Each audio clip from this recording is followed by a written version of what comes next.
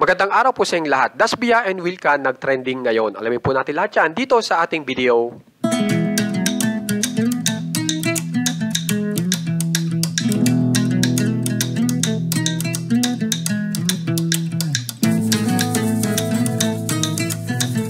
Usap-usapan na nga po ng mga netizens itong pagsasama-sama ng tatlo, sina Will Ashley, Bianca De Vera at Dustin Yu, na kung saan ay dati ay interview lamang po yan.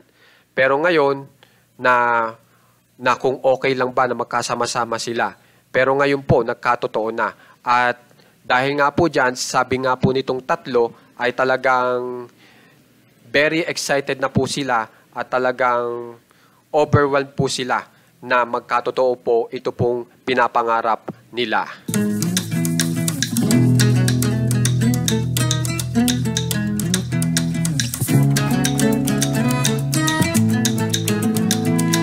Bali po, sinasabi po sa interview na ito pong Love You So Bad na proyekto po nitong tatlo ay inspired daw po sa pelikula ni na Claudine Barreto, ni Rico Yan at Dieter Ocampo.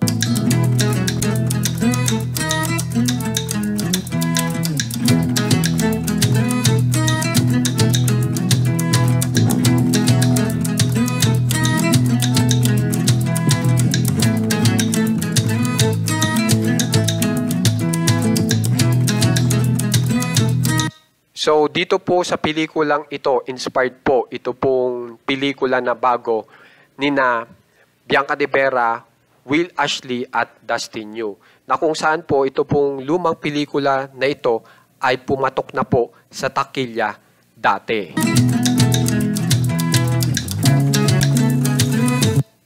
At medyo ang may challenge po talaga dito pagdating po sa aktingan ay ito pong si Ma'am Bianca De Vera, dahil po ang kanyang ipoportray po ay talagang matindi po kasi sa pagiging flirty tapos magbabago po. So yan po yung pangyayari dito sa ginawang pelikula ni Ma'am Claudine Barreto. Kaya talagang macha-challenge po si Bianca De Vera.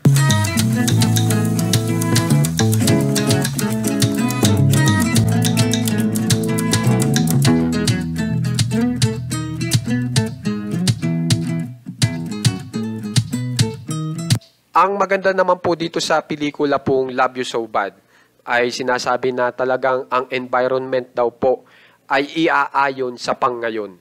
So, talagang makaka-relate daw po ang mga kabataan.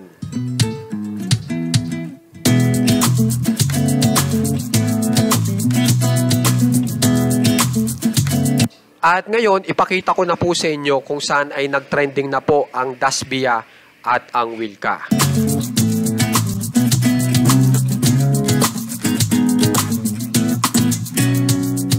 So ito po yung naglalabasan sa social media kung saan ay may tig 1 million post po ang Wilka at ang Dasbia.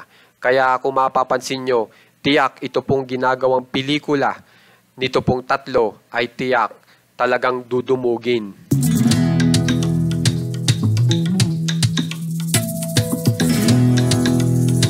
At meron pa pong naglalabasan sa social media na kung saan ay pangyayari bago po ang interview po. Kung saan ay si Dustin Yu po ay nag-the moves na naman.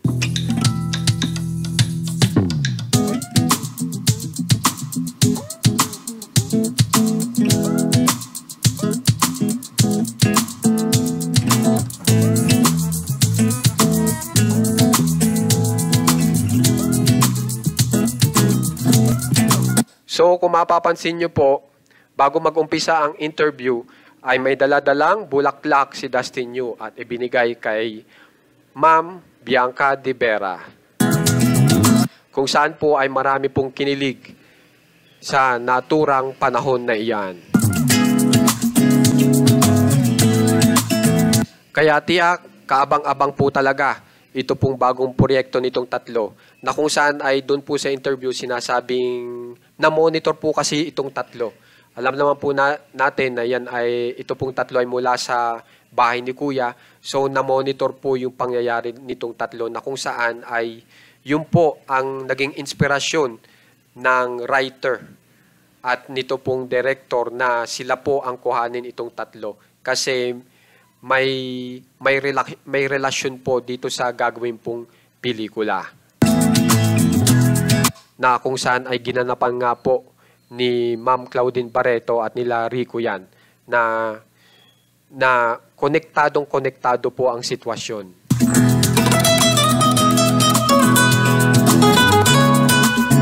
So, ang malaking tanong po kasi dyan, sino ba si Dieter Ocampo dyan?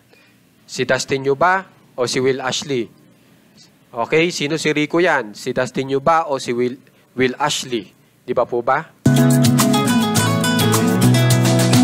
At sinasabi po nung direktor, ibabalansin niya raw po ang sitwasyon.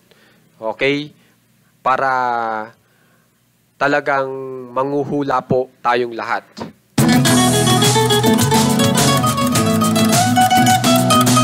Kung sino ang mapipili ni Ma'am Bianca de Vera sa huli.